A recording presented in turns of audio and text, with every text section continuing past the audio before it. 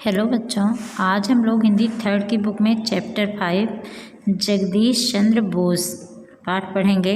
इसमें देखिए ऊपर आज की डेट लिखी है 11/12/20। कोटेशन अनवरत प्रयत्न का नाम ही जीवन है, लिख लेंगे अपनी बुक में। और इसके बाद ये चैप्टर पढ़ेंगे जगदीश चंद्र बोस के बारे में कि जो कि भारत के वैज्ञानिक थे और जिन्होंने यह सिद्ध करके दिखाया या खोज की कि पेड़ पौधों में भी जीवन होता है। पेड़ पौधे भी मनुष्यों की तरह सांस लेते हैं, उनके अंदर भी जीवन होता है, उनके अंदर भी दिल होता है जो धड़कता है। तो किस प्रकार उन्होंने सिद्ध किया और कौन से नए नए प्रयोग किए, इसके बारे में इस पाठ में बताया गया है। तो इसमें देखिए जगदीश चंद्र बोस का जन्म 30 नवंबर 1858 को बंगाल के एक गांव में हुआ था। उनके पिताजी का नाम भगवान चंद्र बोस था। उनके माता पिता दोनों बहुत सरल हृदय और उत्तम संस्कारों वाले थे। सरल हृदय मतलब सीधे साधे, कि उनके अंदर कोई भी छल कपट ईर्ष्या द्वेष नहीं था। वे सरल हृदय वाले थे, सीधे साधे थे और उत्तम संस्कारों वाले थे। और संस्कारों को प्रधानता देते थे कि व्यक्ति के अंदर जितना ज्ञान और बुद्धि का महत्व होता है उतना ही अधिक महत्व संस्कारों का होता है। तो वे लोग स्वयं उत्तम संस्कारों वाले थे और अपने बेटे जगदीश चंद्र को भी वैसा ही बनाना चाहते थे।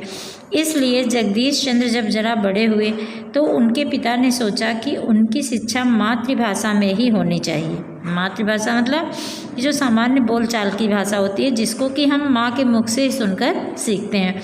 उन्हें गांव की पाठशाला में दाखिल करवा दिया गया। दाखिल करवाना मतलब प्रवेश दिलवाना, एडमिशन कराना। तो उनका प्रवेश गांव के ही एक पाठशाला में दिलाया गया। वहाँ किसानों और मछुआरों के बच्चे उनके सहपाठी थे। सहपाठी मतलब साथ में पढ़ने वाले। किसान जो खेती करने वाले लोग होते थे और मछुआरों मतलब कि जो मछली का व्यापार करते हैं, मछलियाँ पकड़ करके बेचते हैं, तो उनके बच्चे उनके सहपाठी थे। एक जगह जगदीश चंद्र ने स्वयं लिखा है, मुझे इन सहपाठियों से समुद्री जीव जंतुओं के बारे में विशेष जानकारी मिली। कि जो सहपाठी उनके मछुआरे थे तो वे जब मछलियाँ पकड़ने जाते थे तो पानी में रहने वाले अन्य जीवों के बारे में भी उनको जानकारी थी, क्योंकि उनका प्रत्यक्ष अनुभव था, उसको उन्होंने पास से देखा था। तो वो सारी बातें वो अपनी कक्षा में आकर जगदीश चंद्र बोस के साथ भी बताते थे। तो इसलिए उनको बहुत अधिक जानकारी इन सब के बारे में प्राप्त हुई। मैंने अपने ढंग से सोचना सीखा और झूठे बड़प्पन से छुटकारा पाया। तो वे कहते हैं कि सारी जानकारी मिलने के बाद मैंने अपने ढंग से सोचना शुरू किया और जो झूठा बड़प्पन था, झूठा बड़प्पन का मतलब कि कुछ लोग होते हैं तो अपनी पैतृक संपत्ति या पैतृक नाम, पैतृक सम्मान का सहारा लेकर बड़प्पन दिखाते हैं। कि अगर वे सोचते कि उनके सहपाठी तो बहुत छोटे परिवार से हैं, किसान हैं, मछुआरे हैं, तो उनसे हमें बात ही नहीं करनी है, उनके साथ नहीं रहना है, तो उनको सीखने को ना मिलता। क्योंकि ज्ञान जो है वह हर तरफ से सीखा जा सकता है। ऐसा नहीं है कि हम जो बहुत पढ़ा लिखा है वही बहुत सारी चीज़ें हैं कि जो दैनिक व्यवहार में भी हम सीखते हैं। तो कहते हैं कि मैंने अपने ढंग से सोचना शुरू किया और अपना जो झूठा बड़प्पन था उससे मैंने छुटकारा पाया, उस चीज़ को हमने छोड़ दिया। बचपन में वह रामायण और महाभारत की कहानियाँ बहुत शौक़ से सुना करते थे। उनके पिताजी ने उनके लिए एक टट्टू खरीदा था जिस पर बैठकर वह मेला देखने और इधर उधर घूमने जाया करते थे। तो बचपन से ही, क्योंकि माता पिता उत्तम संस्कारों वाले थे, तो वे धार्मिक ग्रंथ पढ़ा करते थे, इसलिए वे बचपन से ही रामायण और महाभारत की कहानियाँ सुना करते थे।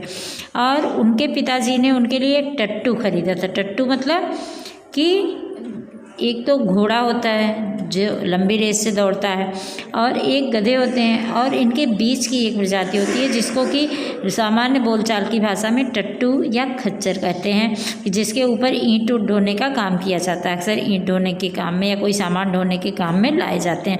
तो ये घोड़े से सस्ता मिल जाता है, इसके लिए पिताजी ने जो है इनको एक टट्टू खरीद कर दे दिया था, जिस पर बैठकर वो मेला देखने भी चले जाते थे और इधर उधर घूमने भी जाया करते थे। तो एक दिन गांव में घोड़ों की एक दौड़ हो रही थी। सारे लोग घोड़ों को लेकर के उस दौड़ में सम्मिलित हो रहे थे। तो अपने टट्टू पर बैठकर इन्होंने भी उसमें भाग लेने की सोची।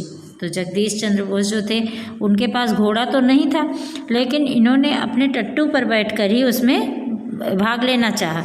तो वह दौड़ में तो बहुत पीछे रह गए थे, क्योंकि टट्टू जो है वह घोड़े बराबर कभी नहीं दौड़ सकता, घोड़े तो बहुत तेज़ दौड़ते हैं, तो इसलिए वह बहुत पीछे रह गए। परंतु देखने वालों ने बालक जगदीश के साहस को खूब सराहा मतलब प्रशंसा की।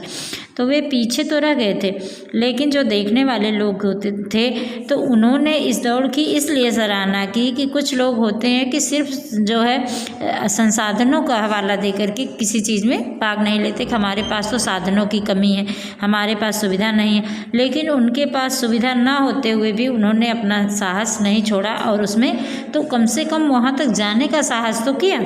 तो इसके लिए उनकी सराहना की कि वे ऐसा नहीं था कि किसी सामान के बारे में बता करके या कुछ और बातें बता करके वहाँ से रुक जाएं, बल्कि संसाधनों की कमी होने के बाद भी उन्होंने अपना साहस नहीं छोड़ा और उस दौड़ में पूरी मन से उससे भाग लिया। तो भले ही वह पीछे रह गए, लेकिन कम से कम वहाँ तक जाने का साहस दिखाया उन्होंने, इसके लिए लोगों ने उनकी प्रशंसा की।